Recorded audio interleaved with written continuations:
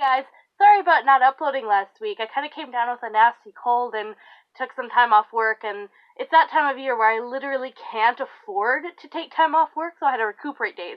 So I'm sorry about that. I'll try not to let it happen again with my immune system. Shouldn't happen for another few months or so. But anyway, I'll tell you about how I worked as a tech at Staples under their Easy Tech system. So I did that for about a year and a half. I got started because I actually just got a job at Staples because I needed something to just pay the bills while I was in school. And you know what? I worked as just a normal cashier, and then there was only one tech, and he was awesome. I still talk to him today. He's a great guy. But they wanted to give him some help because he had to do so much, and they kind of wrote me into being a secretary for him.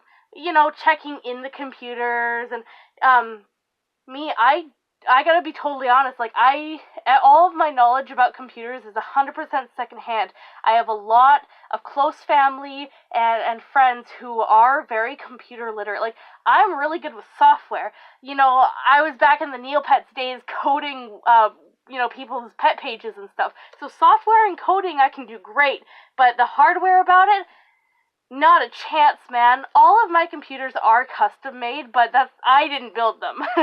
They were either hand-me-downs from friends or family, or I had somebody kind of help me with it. But anyway, I'm not hardware literate, so they got me to do this, and they're like, that's good, so that you don't try to, fix it over the counter. And so I was like, hey, this seems like it'll work out just fine. No, not a problem. I felt really dumb the first couple of months because people, they'd see me, who, a woman kind of standing at, a short woman, standing at this computer desk, and they're like, yeah, the motherboard is fried. And I'm like, well, shit, if that's the case, you'll need a new computer. And they just started, throwing out random, complete, tech jargon to try to confuse me, and most of the time it absolutely did work. But it's like they had that superiority complex where they had to make me feel dumb, and I'm like, I get it, fam, I get it, but let me just do my job, please. And so I knew, and they knew, I was not computer savvy, but that's fine. It's fine. So anyway, then because I had a car, and they realized that, some of the bigger stores were doing in-home services, but none in our district were. So they're like, let's do this thing. But the tech, Clayton, he did not have a car. So they're like, well, guess what? You're going to have to be the in-home person.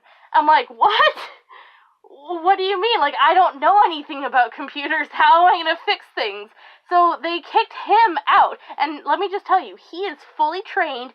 He was a teacher for one of the colleges, the community colleges here. He taught the computers. He did IT work for the school system. He knows.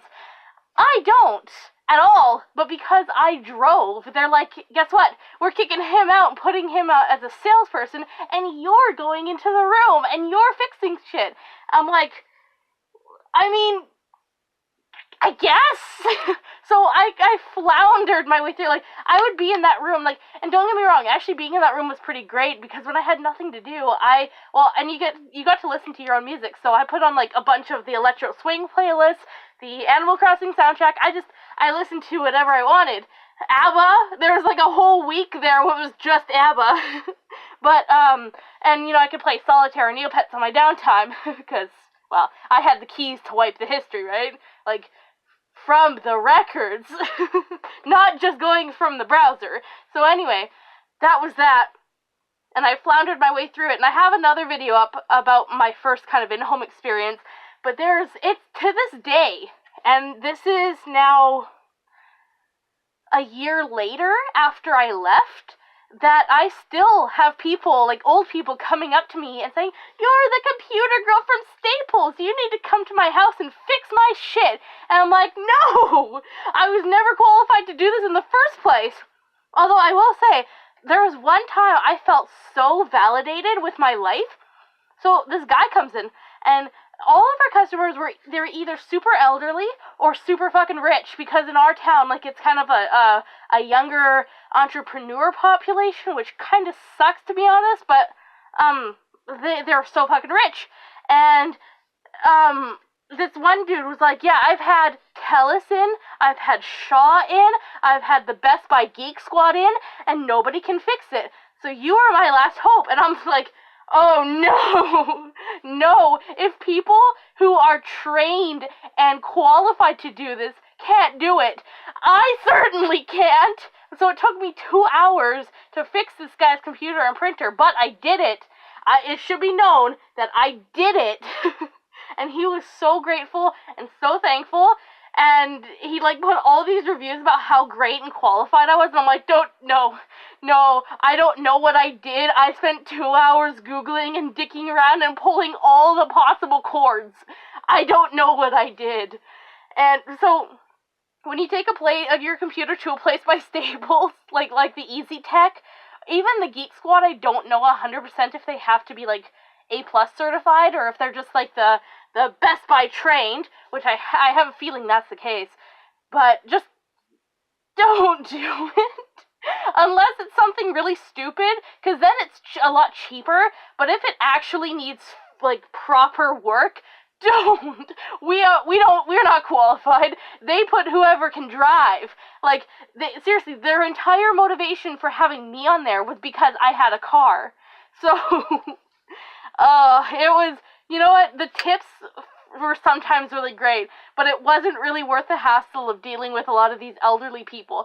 I had one person who was a divorce lawyer, and oh my gosh, I gotta tell you, she called me she got my personal number somehow. She, like, after I left and I was on to a new job, you know, I was well done with Staples, she was calling me to come over, and she's like, I'll pay you under the table. I'm like, I mean, for one, I can't. I signed an agreement saying I wouldn't do that, but, you know, and I think it's wildly illegal if I break the contract. But yeah, that was my nightmare. But honestly, like, I miss working at Staples, at least during that time, because that time, I gotta say, like, you know, a lot of people say, oh yeah, working there was like a family. No. Staples was a family. Like, holy, I have never, ever, and I worked in funeral homes, so I've worked with families, but no place was, like, as a family like they were. It was insane, man. And some of the shenanigans we got into, it was crazy. Like, we had this one manager, he found, like, a big box of the helium balloons, and so he filled them all up, and we're making announcements over the PA, inhaling helium, and you know, it was really stupid and really great. We had a lot of jokes, but, so I gotta say, like, it was still really top tier for me. Like, I really loved working there, but, like, I'm still in with a lot of the people in there, and I know it's kind of gone downhill, but, man, I have some really great memories of that place, like, A+. Just be careful if you're ever taking your computer into there. Anyway, guys, have a good night.